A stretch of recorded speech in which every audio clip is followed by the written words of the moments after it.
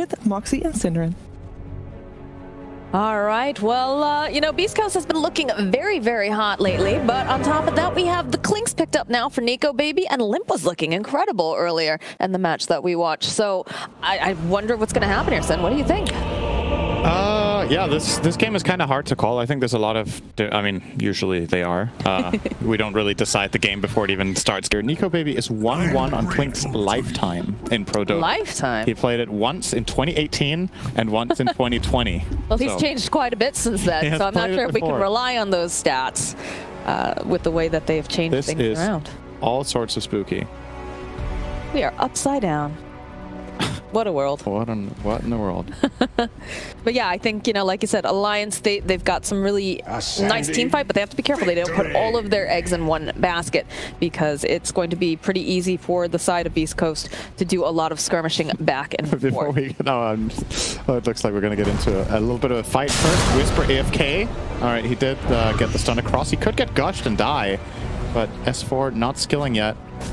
Really wants to start with Anchor Smash for his laning stage, and that's going to keep Whisper alive. So, sorry, I'm laughing. Just look at the RTZ. Look at the tire base. Yeah. RTZ has had a really bad beating in the fountain. It's a right eye on the stairs. Oh, that's too good.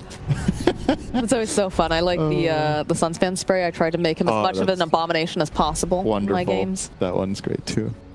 Look at that. Look at that beautiful, beautiful man. It's the little things. It really is. All right, so Rune Spawn's about to come up. Obviously, Alliance have shown their hand by going aggressive into the enemy triangle area. And that is going to prompt Stinger to try to steal Alliance's Rune at the bottom, and he will be successful. So looking more than likely as a 2 for 2. No, actually 3 for 1. S4 managed to click the Rune faster than K1, so... Zoomer fingers. Taking a solid beating here on the way out, though. Stinger with the Orb of Venom is really going to town with Reflect. He's almost killing him. Yeah, he might actually. Do you think he goes for a dive? No, he's just going to back off. But there is no salve on the Tidehunter. Is going to be forced to munch through those tangos. If Astral Spirit hadn't run out, that could have potentially been a kill, actually. But obviously has a finite duration, fortunately, or this hero would be utterly broken. We see Hanskin bottom lane. The classic offlane shaker play. He fissures the wave to pull the wave closer to his own tower, and that is going to push the wave for Beast Coast, meaning that S4 will get safe experience in that tower range as he has been walking back to receive a salve from the courier. And now Hanskin is going to try to block small camp, so Stinger, first of all, can't pull, and secondly, doesn't get the benefit of these creeps for his Astral Spirit. But of course, the big camp will be open. No, you can only block so many camps unless you have obs right now or more bodies, so Stinger's still going to be able to get some of that damage, but very smart move coming out from Hanskin. You don't want to allow those extra units for him to walk through. Schofield, though, I mean, this is the fun of playing Silencer, is you can really be very annoying and harass quite a bit early on, so he is going to have to back off. And the mid lane is the Limp versus Chris Luck, and fairly even here. Looks like Chris Luck getting a slightly better CS at this time. Yeah, I would say this lane is slightly Lina favored. Now, after Lina received a couple of nerfs, might be better for Leshrac, but I would still imagine Lina gets a minor advantage. Primarily because she has slightly better base damage, so denying is something that she does much better than Leshrac. You can see right now, Lina with the 64 plus 2 damage against Leshrac's 55 plus 2, so that's just a flat 9. Will give her a couple of denies, as you're seeing here, 12 and 3 against the 9 and 0 of Limp, which is also a good sign for Beast Coast. I don't know if Limp has lost a lane this tournament, really. So if they can get off to a head start in mid and maybe even get Chris Luck a kill at some point on Limp, that would definitely maybe throw Alliance a little bit off of their out of their comfort zone for the tournament so far. I mean, you can see also down in the bot lane with S4, he's kind of struggling to have to deal with this Elder Titan as he's consistently having to use his regen. Has got 2 in the Kraken Shell now, though. That should actually make Reflection pretty much useless. I think he blocks that fully at this point with the 2 in Kraken. And obviously will also be mitigating quite a bit of ET's damage. But fortunately for ET, he is still one of the better heroes at dealing with Kraken Shell because the damage is just that overwhelming. And forcing S4 again now down to 200 health. And none of them have any regen. The courier for Tide is AFK at the tower, waiting to buy, I would assume, Ring of Health. Yep, so needs 1 more CS to get that. and that will be a big help for S4, but they're trying to squeeze out whatever advantage they can now while S4 is low. And have done a pretty damn good job bottom so far. Yeah, they also managed to get themselves a snipe over on Ector's Courier, so he doesn't have that, doesn't have Band of Elven Skin, so it's going to make things a little bit more difficult for him, but he's trading a bit back and forth over here with the Tide. Hanskin doing the best that he can to be as annoying as possible. Does take some damage though from those creeps. Looking for the stop. Land again. I think S4 is completely safe except for meta. Like, he can potentially die to meta, but now that he has Ring of Health, he's going to be having a much better time, so that's good news for Alliance down there. In the top lane, you touched on it briefly, you're playing double ranged against Sand King, which is traditionally really, really good. As long as you have sentries, Sand King can't stay in his Sandstorm, the pressure becomes insurmountable, but he has been doing a good job, and he's opted for the Tranquil Boots here, which I think is kind of uncharacteristic for Sand Kings in this patch on position 3. Like, you will do it sometimes, but a lot of the time Sand Kings will either opt to go for something like a Veil, or they will go for the Blink, or in other cases, maybe even the Arcane Boots into something else. A lot of the time, these Tranks don't offer that much value because they get broken all the time, but in a lane like this, it's really about the downtime when you're not touching anyone that is going to help him a great deal. A little bit of a skirmish down here in the bottom lane. Nothing too wild. But yeah, like you were saying, that top lane. Man, look at the damage that Stinger can just output here on this Elder Titan. Yeah.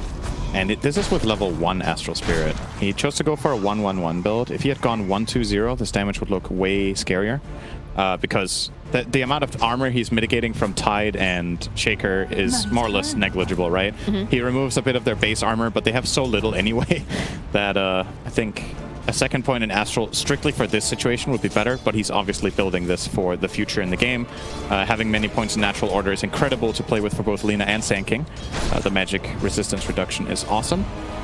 Speaking of... Oh, hang on. Limp. Oh, nothing there. Speaking of magic, the Leshrac against Terrorblade matchup is one we've touched upon earlier this tournament. Historically speaking, Terrorblade pretty good against Leshrac, overwhelms him, deals too much damage, and largely doesn't care about Diabolic Edict because it used to be physical damage. Now that it is pure, Terrorblade has to respect Leshrac quite a bit more because, yeah, the Edict's going to kill you if you don't have multiple illusions up. Good fissure mid. Luck is going to be cut off. They missed the stun! And he missed the stun. Again. Yeah, everybody's missing stuns here. Schofield coming into the rescue. Hanskin trying to body block. They should be able to get the kill on Chris Luck because he's trying to juke around. He's trapped over in the corner. The Laguna comes out. They'll be able to take down Limp before they can take down Chris Luck. Really good play under pressure there from Chris Luck, but yeah, that was some... I give that stun casting from both teams. I give it a solid E. That is not a passing grade. It could have been worse. They could have cast it behind themselves. It happens. Sometimes you miss your spells. I think Limp's, like, you have to remember this is a level 1 fissure, so the stun duration here is pretty short, and this was a really, okay, that we were not supposed to see that. Never mind. We were not deserving. Okay.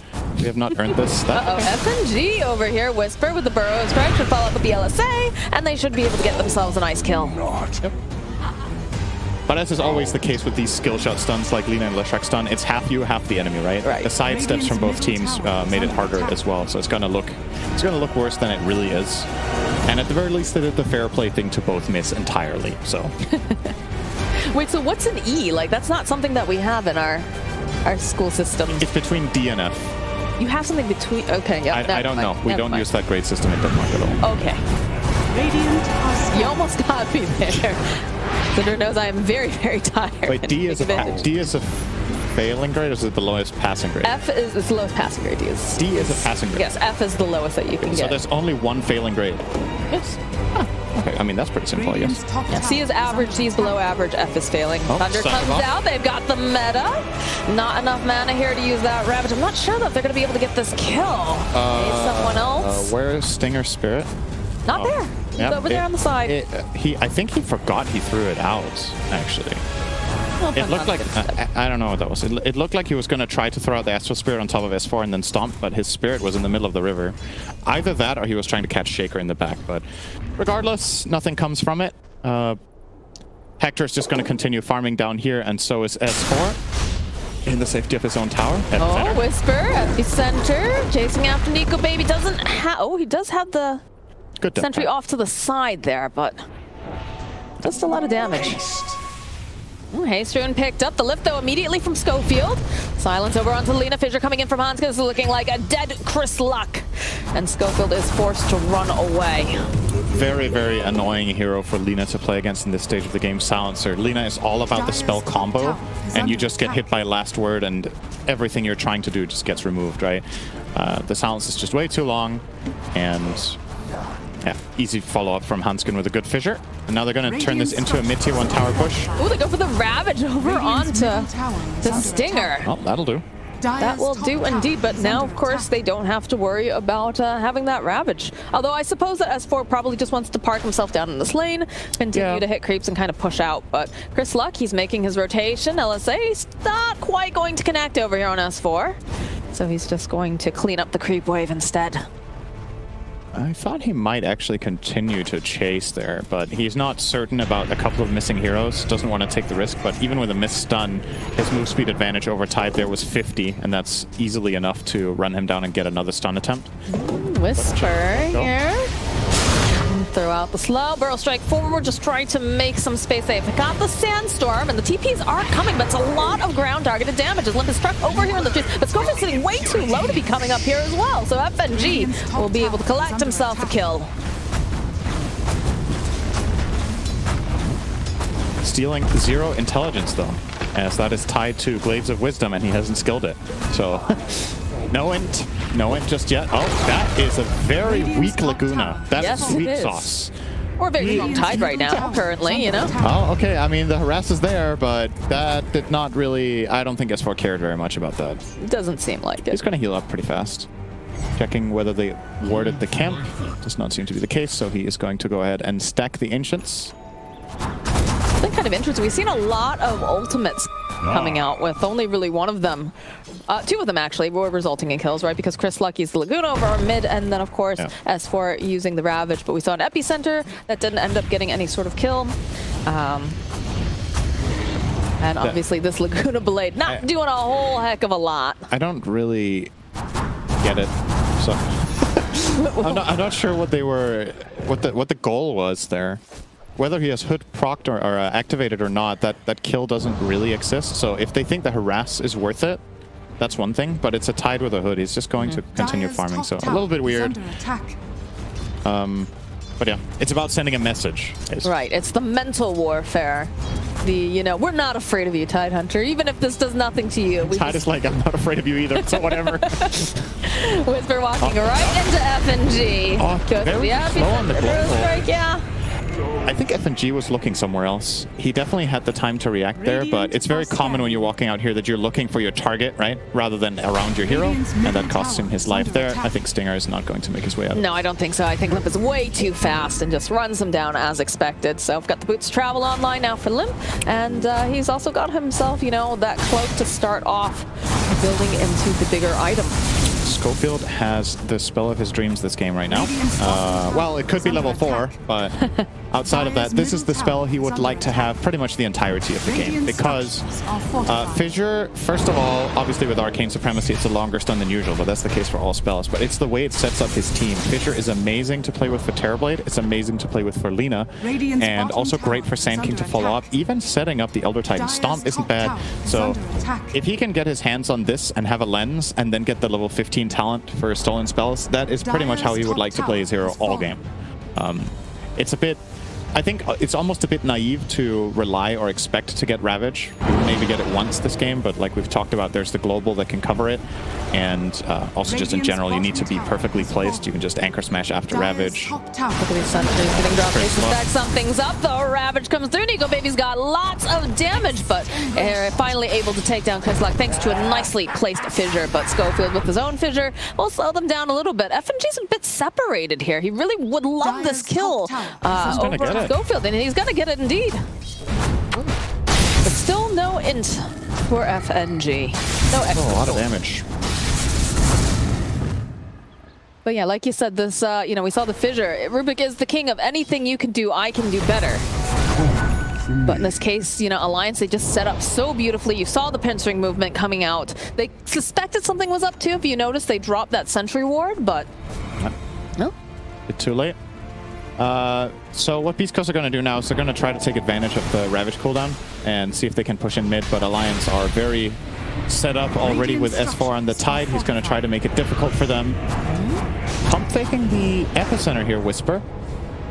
It's a classic Whisper thing to do, though, honestly. That was a really big buff to Sand King when he started being able to pump fake this. It might not seem like much because it's like, yeah, animation canceling, so what? But a lot of the times in the past, you would start channeling Epicenter and you would find the conditions of the fight changed so much in the first second of your channel that you're like, man, I really don't want to go anymore. And then you had to make the choice of, okay, do I just throw away my 2-minute cooldown, or do I go in for like a suboptimal engage? Now you just have the best of both worlds. You can just always choose if you want to or not. And that's a real feels good for him. Worth noting as well, when you're playing Sand King into Silencer, a lot of the time Sand King wants to stun into Epi. That is very difficult to do against Silencer, because he can just global you, so you kind of have to start with the Epi if you want to get the value out of both. Oh, this is a good flank position from them. Immediately, they'll land the stun. They should be able to burn down Stinger. It's pretty fast, but not going to be fast enough. Another nice fissure coming out from Hanskin will secure themselves a kill. And he immediately uses Enchant Totem afterwards, if you notice. Obviously not looking to give away fissure at all. We'll try to avoid that in any way possible. This is a bit spooky. Every time that we have this Lina alone, I just feel like he has to be prepared. Although the lift up, toss back over on S4. Schofield sitting a bit low here. Whisper's just going to walk away, but yeah, look at this damage coming out from Limp, just hidden over on the side of the tree line. Doesn't even have to show himself. They know he's there, but they don't really want to engage on it right now. As they'll turn around, they have a double damage on Nikobaby, and he's going to get himself a kill. Easy pick off on Stinger here, who is still level 5, minute 15. He is having a very rough game on this Elder Titan. 0-4-0. Largely what's gonna bring Beast Coast into this game is Sand King. You have to play around these Sand King stuns in the Terrorblade, but they're scared of taking team fights because of the overwhelming amount of hit Alliance have, so you want to try to find skirmishes, but Alliance have done a very good job at only really presenting heroes that they don't want to go on, primarily the Tide. S4 is always the garbage man standing in the worst lane, and they need to commit so much on this guy relative to the benefit that a lot of the time they just don't really want to do it with their lineup. Ooh. Smoke's gonna break. They find themselves FNG. And I think you're okay with that if you're Alliance, because again, it is your support. They use the smoke for it, and you're able to just continue farming up on your cores. Yep. And in addition, FNG also spotted them place an observer ward on the hill that he had opsed, so he died for information, not only breaking the smoke, but getting info about this ward. So solid. What Effie was wondering about Lina in terms of both skill build and item build, it seems like it's the exact same, by the way, from Chris Luck this game. Okay. He's going travels into BKB, maxed out Fiery Soul. So even with these nerfs to Fiery Soul's attack speed per stack being dropped by 10, this build remains the same. And when you think about it, how big of a change is this really? When you're operating at those attack speeds, how much is 30? Oh, the Echo Slam gets used over on Hector. Stunned up Silence, and they'll be able to secure themselves not 1, but 2 kills as they make their way over into the enemy triangle. I know that there's more over here. Schofield gonna try to do whatever he can, but it's pretty difficult because Limp is just outputting so much damage. So eventually, they'll just hit him with some lightning, and now it looks like Elder Titan is going to be joining Schofield as well. And Lina was still here. I thought Chris Luck had TP'd out already, but no, he's just stuck on the tower, and they're just brutal coming out from the side of Alliance. Absolutely trashed. Like the Sand King's attempt to save the Terrorblade is very admirable, but very unfortunately for Whisper, he blinked into, I think, the aftershock from Enchant Totem. So you're going to see the replay here. We start off with the fissure, and now he's going to echo, and here's the enchant, blinks right into the immediate aftershock proc, and then comes the global silence, so he can't even get it out himself. So a bit unfortunate there for Whisper, the timing working against him. And after that, the fight's just over, right? It's 5-3. Yeah, it's 1 by 1. And in fact, we're seeing that again with Schofield. Whisper going in, the fissure comes through. You drop the enchant totem. They don't have detection, though, it looks like. They've got their own dust for Nikobaby, but they don't have really anyone else too close nearby that wants to go in on this. East Coast are not... This seems so uncharacteristic for them compared to what we've seen earlier today. They've done a really good job at connecting their heroes on the plays and playing really fast.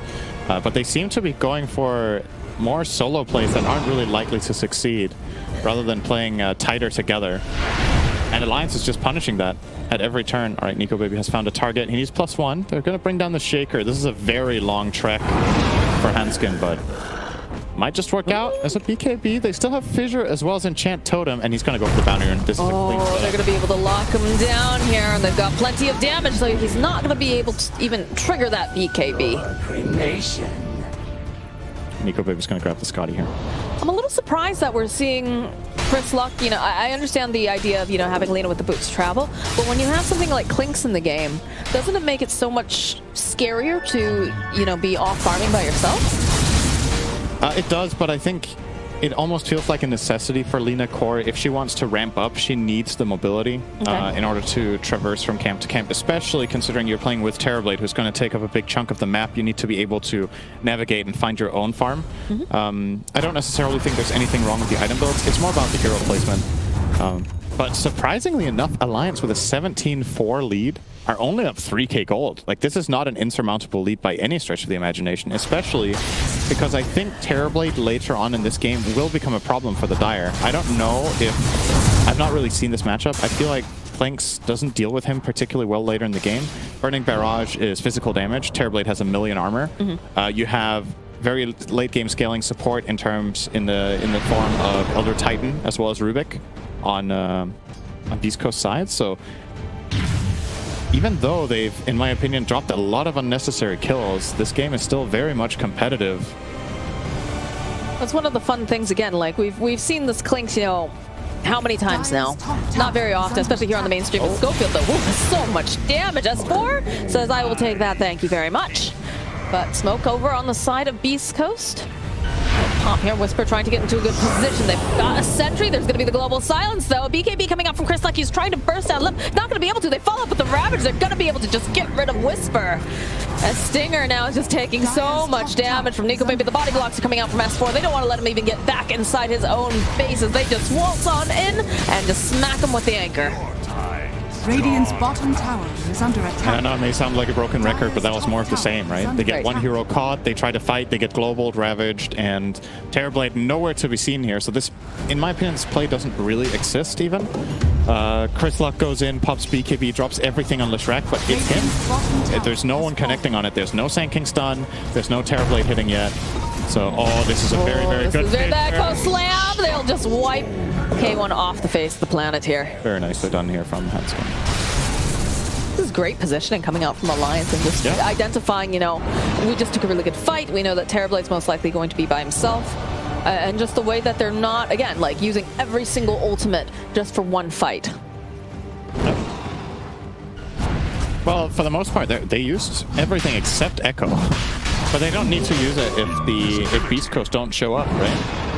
You just use whatever you have to and keep the rest, but this can get dodged for Alliance if they're not careful. Double fissure here, but Whisper making his way onto the backline. So loose Schofield right off the bat. They'll be able to take down Hanskin, take down Stinger. Laguna coming out. Can they finish off Limp? Yes, they can.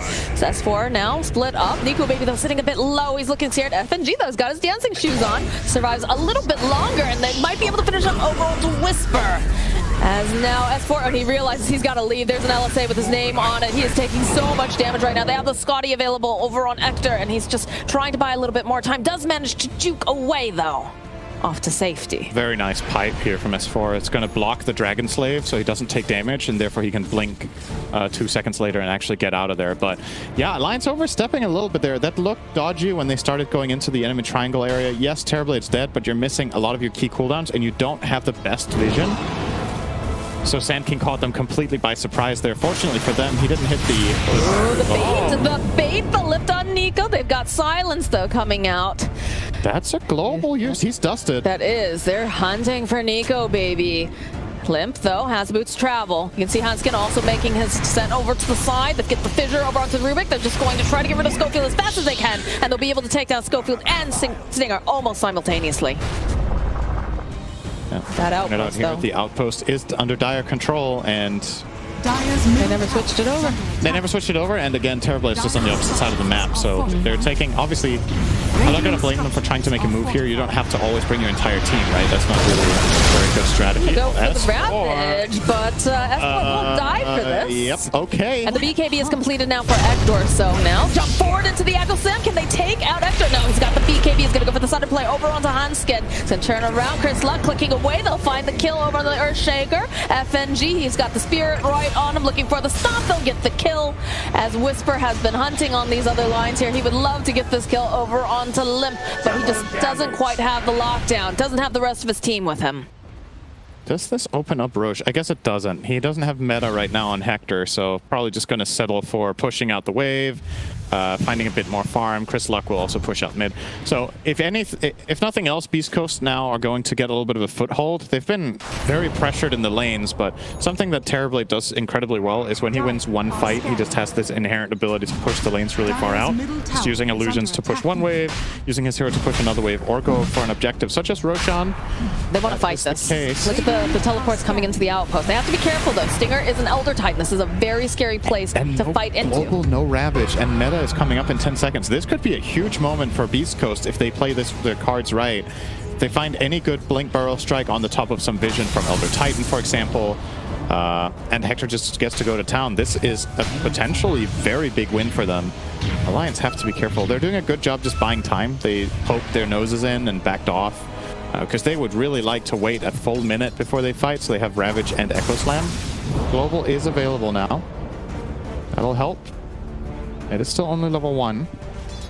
Again, you have those BKBs up and running over on Beast Coast. And that really does counter so much of Alliance's strategy, right? Like, their physical damage so far is not overwhelming. Clinkz has the Maelstrom, which is going to do almost nothing, just a flat 24 damage if you have BKB. Scotty doesn't give that much damage, and then he has the Dragon Lance. This is the same build that we saw Ame go for, but Nikobaby, in order to be a true threat later on, either would have needed some aura, like the Venge aura that they played on LGD strategy, or something like a Daedalus, so that his damage becomes truly scary to deal with. But for now, I think Beast Coast are...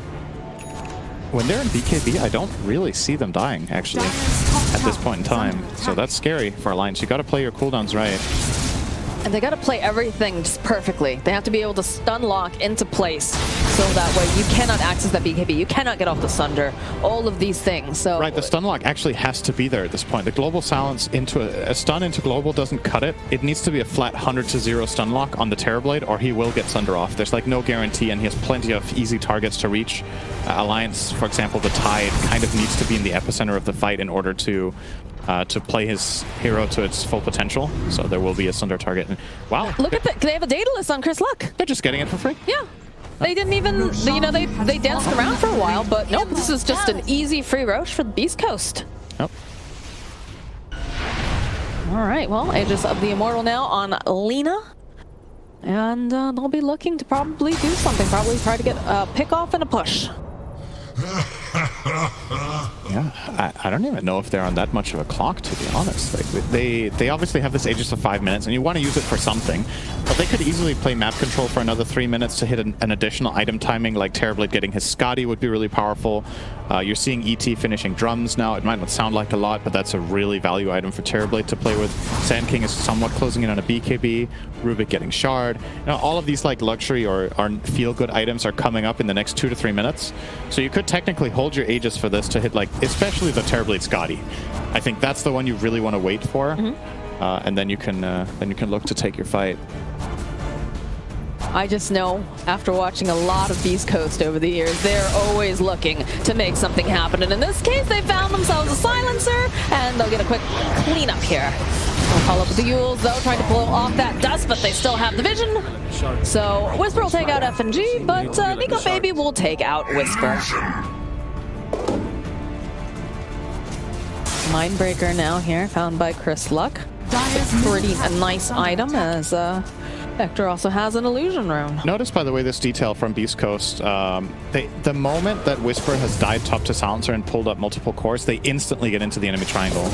Right, so they're going to clean this up, and it might not seem like much, but this triangle is worth, let's say, about 300 or 400 gold, and that's 400 gold you're getting and the enemy team isn't getting. So that's, in a way, 800 gold, right? This play. That is worth about the same as they got for the Sand King. So it's a kind of a net zero play in that regard. And all of that gold is going on Hector, so he's going to finish his Scotty now. He's starting to enter dangerous territory. I'm a little bit, when it comes to this late game, especially with the new Clinkz, I'm very inexperienced with how this would go, so I can't really like very easily predict how Clinkz deals with this. But my gut tells me that Alliance could be in trouble, actually, soon against this Terrorblade, and will really need to execute well. Especially if Beast Coast can start doing some cute force-staff plays on the Terrorblade, because the way they kill him is largely off of Ravage and Fissure, right? And it's two stuns that you can very easily separate yourself from as long as you're facing the correct way. So, yeah. Even a Glimmer Cape could work wonders here for them. Kind of surprised to see that not being picked up at all on the Radiant side. Rubik is eyeing a Force Staff after having Dagger, and Elder Titan went for the Drum like we already talked about. I feel like Glimmer could provide a lot of additional protection this game for Terrorblade. But they like to play a little greedy sometimes over on the side of Beast Coast, especially, you know, when you've got Ector. But they're going to put the pressure down. Nikobaby wandering over. Doesn't have the rest of the team just yet, so they'll take the tower. Vector goes forward. It's going to take a lot of damage. There's the silence. There's the Echo Slam. Can they open the place of Ravage? They've used everything to kitchen sink on him. Well, that'll do. There are all the stuns. He's kind of done. There are indeed. They see Nikobaby here. He's got to be a little careful, but looks like they just go for the dust. They've got the LSA. Just trying to put out some damage over to S4. And everyone's just kind of split up very awkwardly in this fight. It feels like they want to take it, but yeah, Alliance can't quite figure out the angle. They've used so much, right? Okay. They used forward. BKB coming out from Chris. Lucky wants to punish S4 as Whisper's here. They have the splitter. They take out FNG as well. Whisper is, of course, separated, though, now, as Limp's waiting patiently, throwing out all the damage. Gets the kill on Whisper. They'll stun up Nikobaby, but it looks like they want to back off. Nice stomp coming out here from Stinger. Will sleep two of the heroes over on the side of Alliance. So even though that is a 5v4 without the most farmed hero on the Radiant side, just the flat-out positioning advantage they have and the fact that you've used Ravage, Echo, and Global, it's kind of like you have a dead hero. Oh, that is some good damage. Oh, but not enough. Not enough. They can turn it back around. He's not quite over there. All right, there it is. There's the Aegis. Yes, no BKB. His luck is coming right back up again. Ector is here. Missing the stun time there. Uncharacteristic from Limp. Nico? All right, Nico's gonna just skelly walk away as they did pop the Metamorphosis. Hanskin's gonna stun up Schofield over here. He's gonna just get himself a kill on Hanskin. He stole Gush, so he had a way to slow him. And he's got level 15, and you see the talent prioritization right there. He hasn't even taken his first row yet, but goes straight for the 25% stolen spell cooldown. So sitting with that on Gush right now, it's obviously not the spell of his dreams. Ideally wants to get either Fissure, Rack Stun, or Ravage. Those are the three big ones, and Global, but come on now. He got a kill with it. I think he's... it's not the perfect spell, obviously, but you know what? It served its purpose at the time, so I think he's happy with that. I feel like now Alliance is trying to figure out exactly how do they approach some of these fights, because they do have a gem online now for the side of Beast Coast. Nikobaby, I've watched him, he's been running around quite a bit, and when they do finally converge, it looks very good, but it feels like they're a little bit, I don't want to say lost, but unclear. That's, again, to me, that's kind of a symptom of their lineup that they've drafted, is when these key spells are on cooldown, it's just not easy to find these moments of opportunity. They're going to have their spells ready again now, so I think Alliance are considering a smoke play at this point. Aegis has also expired on Lina, so this would be a great moment to get something done. They're going to smoke S4 and keep Leshrac showing in mid to push the wave out. And then I think for Alliance, the dream scenario here is again finding Terrorblade and just blasting him. If you can't do that, kill Lina first. And you kind of just have to global the moment you go in. You don't want to risk Rubik getting any key spell or ET making a counterplay. This strategy is only going to last for so long. Eventually, Silencer runs into a similar problem in every game, which is enemy heroes start getting items that can remove silence. So BKB, Lotus Orb, which is the item that's queued up currently for the Silencer, by the way, or sorry, for the Rubik, wants to get the Lotus Orb with his current Arcane Boots. So he's about 1,000 and a bit from that, maybe 1,500. When he gets there, he can immediately remove Global and steal a key spell like Fissure, maybe even Global itself, which would be kind of crazy. An awesome spell to steal against the Dire lineup, but requires very specific positioning. Or, you know, Ravage. It's got a candy jar where he could just dip his hand in as long as he's in good positioning. And any of the big ones is going to very likely decide the outcome of an entire team fight. So a lot of pressure and a lot of potential on the same hero. That's Rubik late game usually. Radiance K1. They're walking into everyone here. Has to be careful. He's got the BKB though immediately. And they're going to try to push down. Nice vision though. Blocks him off. Can't quite finish off S4 here. But Nikobaby, even though he's got that BKB, he's going to be able to just barely be able to teleport out. But you can see the damage now coming out from the side of Beast Coast. Yeah, nice Earth Splitter securing the Shaker kill there, but crucial Fissure. Without that, Alliance would have lost 2 or 3 cores. So Hanskin definitely doing a good job there. Oh, they have eyes on him. Whisper could maybe find a blink into Yule in 10 seconds here. Hanskin not going to give him a chance, though. Look, notice again, he's covering his tracks, right? He's making sure to use Enchant Totem every time, just in case he's going to get blink Yuled here, I think. Yes, he is. Schofield and Stinger also cutting off this retreat, and they'll still be able to take down Hanskin. And Schofield's like, God damn it, man. You just figured to run away. Why am I getting Enchant Totem? Good Earthshaker player right there. He knows what's at stake here. But yeah, look at that Fissure. Without that, Nikobaby is toast. So toast. And the Shaker is, or the Tide is 100% dead regardless. So, yeah, nicely done. East Coast are getting more and more of an advantage, though. And keep in mind, this was a game in which Alliance had a huge advantage at around the 20-minute mark. They were 6k gold up. Supposedly had about an 85% chance to win the game according to Gabe Newell. Gabe Newell plays at a slightly different skill bracket though, so maybe his graphs are a little bit different from the ones of this game. Also, I guess worth noting that these win probability graphs are, you know, based on data, and there isn't that much data on this kind of game. So I can't really tell you if this was an accurate representation of the game state or not. It probably maybe wasn't last patch, but as things change, so will the graphs. And yeah, well, whatever way you look at it, it's been a good comeback from Beast Coast, and they're in a great position now to start taking control of the game. Are you saying that they don't have data on this new and improved Clinkz that we're seeing here? Pretty much. Or that they have so little data that it's misleading. Oh, maybe he has had too many easy wins. All right, well, Alliance, they're smoked up. They're going to start moving around this Roche pit. They have all of the big spells up and running. Now, does Nikobaby buy the Daedalus, or does he save buyback? I think he buys it. It's very telling about their mentality, what decision he makes here right now. Right. If they feel pressured and like this is an all-in and really all-important move, he would buy the Daedalus here and take the risk. But Alliance are saving for buybacks, it seems, taking the safer route. From my perspective, with the information that we have, I think he should buy it here, but we have access to so much information that the players don't, so it's completely understandable he's choosing the safer route. Yeah. Okay, all right. Quick reaction from Whisper. They're getting out of there. He's got the D-ward and immediately blinked away from the Fissure. This Roshan respawn is all important. Very important. We even have the Force Staff actually getting completed now for Ektor. Of course, you also have Schofield's going to be able to use the telekinesis to move him around, but mobility seems to be the key word here for the side of Beast Coast, whereas Alliance is all about that initiation, stun locking, and just removing Ektor from the fight as fast as possible. Right, so he's got a full pike.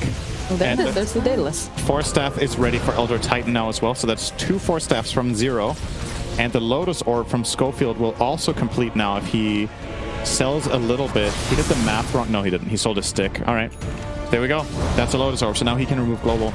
There are a lot of things opening up for Beast Coast right now that makes Alliance's execution even harder. The good news for them is they have the Daedalus and Clinkz, but man, they need to land. Oh, F4 in a really awkward spot. Yeah, Roche is helping a brother out right now as they pop that BKB. The Laguna comes out. S4 is just not going to be part of this fight unless he wants to buy back. Fissure's going to come out over. Oh, but there's a silence. Fissure, he blocked him off. He blocked him off, and now they're going to have to try to make this fight happen with half of the team in a weird position off to the side. That's an excellent Fissure. He blocked him off, apparently. Okay. Okay, all right. So Hanskin now turning back around. They've got that stolen Fissure. There. The stolen Fissure. It's landing over onto 2.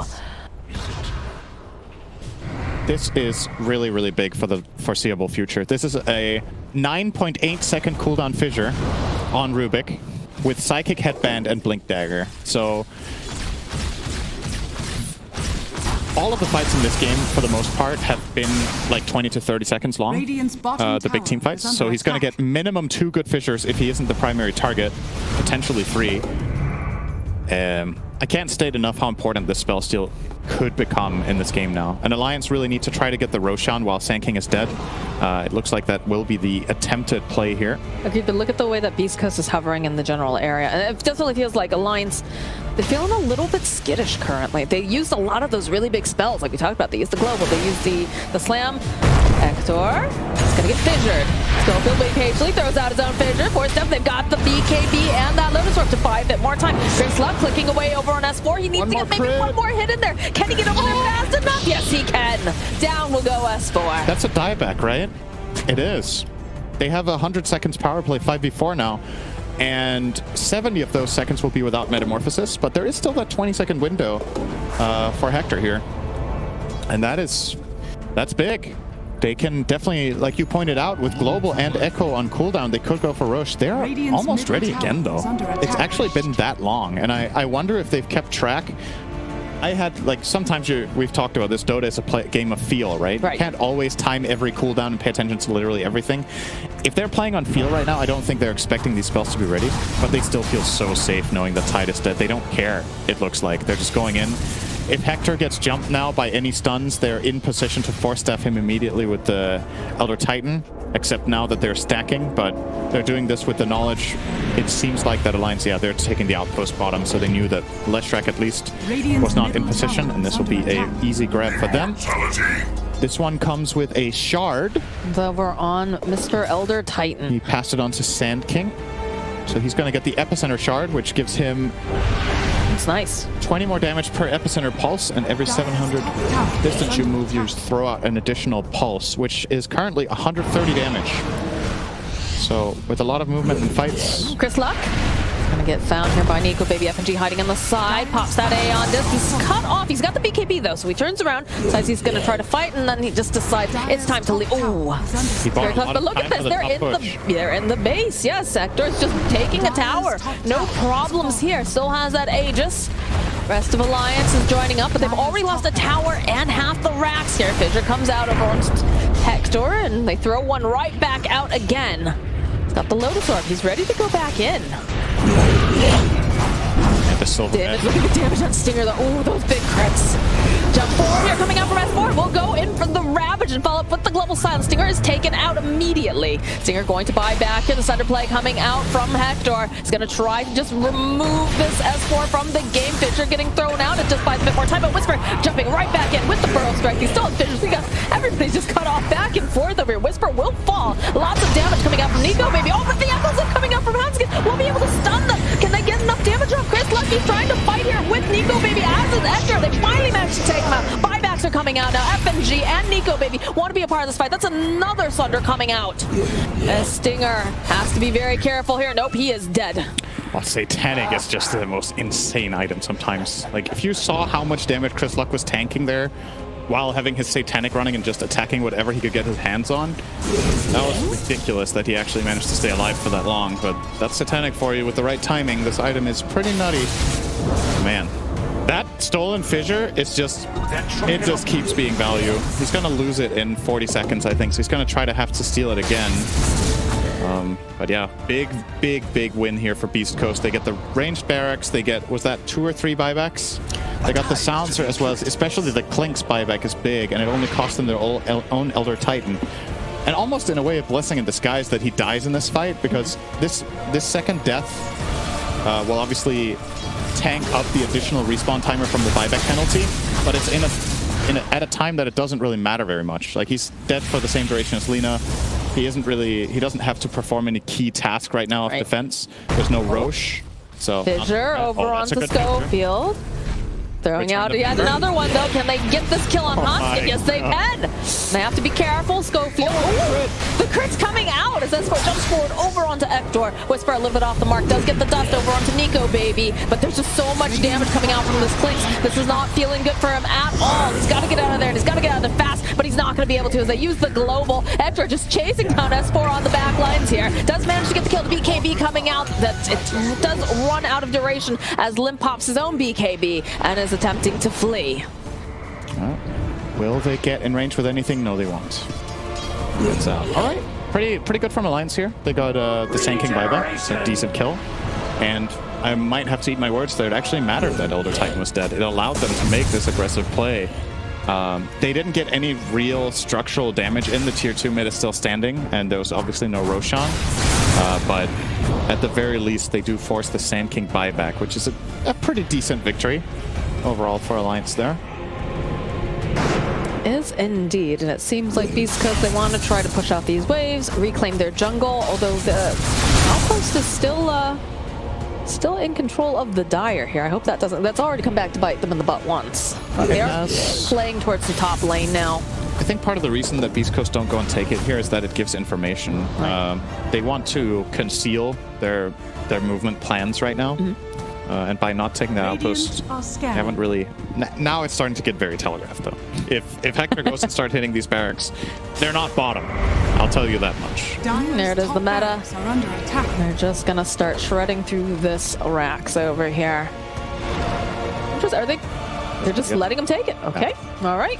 I think that's a good call from Alliance. It's one lane. They already lost the range backs, and trying to defend this without Shaker could have ended, or without Tide, sorry, could have ended really badly. I wasn't sure if they were looking like they might try to go for like a wraparound play for like half a second, but no, they're going to just err on the side of caution. Aegis is, of course, got like 10 seconds left on it, so they can wait. They can afford to wait. Beast Coast also realizing, let's not, you know, over push here as Nikobaby stands right on top of Deceptive where they know exactly where he is. Man, what a great item Flicker is this game for Hector, right? Like it allows him to swap out his boots because he gets the 35 movement speed from the Flicker itself. He can remove Global Silence. Just a really feels good item for him here. I wonder if he had the free choice in this game if he would take Flicker or the old Spider Legs. I'd actually be curious to see what his priority would be, but obviously after the change to Spider Legs, that's not really an option anymore. Yeah, the vector targeting on the Flicker is pretty nice. They did have a little bit of the change though too, so if you actually get hit, you don't end up going anywhere. But do have, you know, we've got a Refresher Orb over on Hector. We just pick up a Refresher Orb on Chris Luck too now. That's the thing though. The new version isn't necessarily a nerf. It's situational, whether that's good or bad, right? It's just different. If you've taken damage by anything, you know you just have a Dispel that doesn't reposition you, and that can be a good thing. He could feel it. He felt it in his fingertips, but this is still looking like a very dead Earthshaker. Does have buyback. So they've got that double damage over on Chris Luck. He's going to try to take advantage of this right now.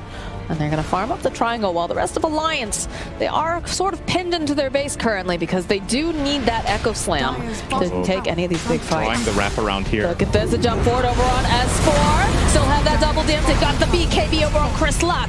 They're able to just dodge back into the base though. Dire's bottom tower is Stinger. Stinger needs to be very careful. Nikobaby, he's hungry, he's on the hunt. Limb closing in as well, but they're also losing their building down in the other lane here. Hector, the old bait and switch. Dire's bottom tower has He is pushing extremely fast. He is so farmed and seemingly not phased. Not phased at all. Going for the Ravage. They've got the silence. He's got the BKB though too, and he's getting the Sunder off. He's going to just flicker back, join up with the rest of the team. They used Ravage and Global. That is really bad news for Alliance. This is actually terrible. They really need these spells to pay off, and they've thrown 2 of them out of the window, so now Hector feels like a god whenever he's Lotus Orbed. There isn't much touching him. He has the Refresher Orb as well. Refresher too. Yeah, I mean, they can just rinse and repeat, honestly, because now they don't have to worry about these massive spells. They are going to have the Echo Slam soon, but... that was quite the face. Seems very focused. Yeah. Eyes on the prize. Well, they're very close to the victory here at Beast Coast. They need one more lane of barracks, and then that's pretty much a done deal. Coming back against Mega Creeps and Terrorblade is next to impossible. It's one of the best heroes at having Mega Creeps because it just pushes waves, right? So whenever you are down Mega... Oh, hang on. Might not have time for that. Whisper. Okay, all right. They see Whisper up here. Got the Lotus Orb on. They have the vision. Stun. Gotta be... Oh, he did. Nope. But that's it. He didn't really get far from there. That's 2 minutes. A bit of a moment of opportunity for Alliance here, actually. Roshan is spawning in... 3 minutes. Ooh, that is... This Alliance has to really hang in there. That is something that they definitely need to get. I'm just not sure if the opportunity will present itself. A lot of damage though coming out from Nikobabies. That's definitely Feeling a little bit spooky. Perhaps they can make something happen though, and they find themselves a quick pick here over on Stingray. 4 steps forward, but of course those arrows were already in Let's those. see, Hector. Oh, Hector's just in the base again. Okay. Hello. Okay. Got that sheep lift up. BKB's just going to teleport out. They don't have any way to cancel it, but it looks like our friend Rubik is going to have to pay the price for his friend. They have the ads completed now for Terrorblade too. I actually like that play from Hector. I think it's a cool idea. He silver edged into the enemy base, seeing that they made an aggressive move top. So he's thinking, okay, one hero is going to come back and defend bottom, and we can kill that hero with myself and Rubik. But the Leshrac. And keep in mind, the Terrorblade is obviously it's an all or nothing kind of hero in this stage. If you don't 100-0 him, it's like you did nothing. He's just going to pop BKB, sunder one of you, and then he has Refresher again. So if you are going for that kill, like 90% isn't good enough. It needs to go the whole way. And he's got the Sunder cooldown talent as well. So Yep. it's always going to be up. If you don't lock this guy down. 6-second cooldown. Oh, he's going to open on limp a little bit. Middle tower is under attack. Just poking and prodding, backing off with Silver Edge. Here's Lux standing over on the high ground here. Radiant's Don't quite middle see tower him just yet. Finally getting the mid-tier 2 tower alliance 50 minutes in. After the start they had, they were really stopped at one point in their tracks. Oh, how much gold does Hector have? He's eyeing up a moon shard next. Oh, he's running into... Nikobaby's here though. Turn around. Scotty. BKB versus BKB. The Scotty, though, he's turning his attention over to FNG. Figures he could probably get this kill. And isn't quite able to, actually. Turns around, though, with the Sunder over onto S4. The break just melts over here as Chris Luck joining in. Doesn't quite have the vision over onto FNG right now, but they'll be able to take down Hanskin. That's going to be a buyback from Hanskin. He wants to get back into this fight. He knows that he's very, very needed here, but Nikobaby sitting underneath this ward. They're trying to bait a little bit, it seems. Tidehunter also buying back. Chris Luck looking for the opening. Has Lotus over on him. It does get stunned. It's moved over. That's another save we haven't talked about. They have the telekinesis shard on Rubik, so he can also save Terrorblade when he gets jumped. They're just going right into the base. Look at this. There's a whole fight going on over here on Chris Luck. They use the Echo Slam on him, but your buildings. You lost your tower. Oh, it's still not too bad for Alliance here. Forcing out that buyback is a pretty big deal. But his entire team is slept on the other side. There's no mana left over on him over here. Oh, look at this. The damage coming out. The Earth Splitter, everything. The right clicks. He's going to have to buy back immediately. Nikobaby running back home to his base. He needs to get in there fast. They've got the head. They get the Ravage off. They'll take down Schofield. Chris Lucky and just popping. He's got the BKB. The sleep is just holding everyone else in place, so they can't do anything as they take down the other end. Chris Lucky's got so much damage, though, coming out from Nikobaby. And S4 will get the kill, but they are they're looking a little destitute right now because they have mega creeps. Yeah, Alliance are going to try one desperate shove down mid here. If this push does not work, their chances of winning this game are almost non-existent, specifically because they're against Terrorblade and Lina with Travels. The waves just always going to be in your base. There's always going to be trouble you have to deal with, and the split push threat is too much, so they're going to YOLO it. Straight down mid. There is a Roshan available, but they're not going to stop for it. They're going straight for it. Rapier on Nikobaby, buyback Rubik, and buyback Terrorblade. 90 seconds, no Lina. But there's going to be one hero on defense duty most of the time here. It is currently Leshrac. Lim is going to defend against this mega creep wave coming in the bottom lane. Sheep holding place should be able to. Can they finish off? Yes, they can. That's a mighty That's a big kill, actually. That is indeed a stinger. Is chasing after S4. Nikobaby over here. He's dishing out so much damage, and they'll be able to take down as well. But did they just win? I don't know. They still have Whisper. Whisper's still alive. It looks like somebody's traveling into the base right now. Hector's going for the GG on that side. He's going to try to see what he can do here. Because there's just so much damage coming out from Nikobaby. I don't think he's going to be able to do it fast enough. They're going to try to hold off. No. It was a nice try. But Alliance with this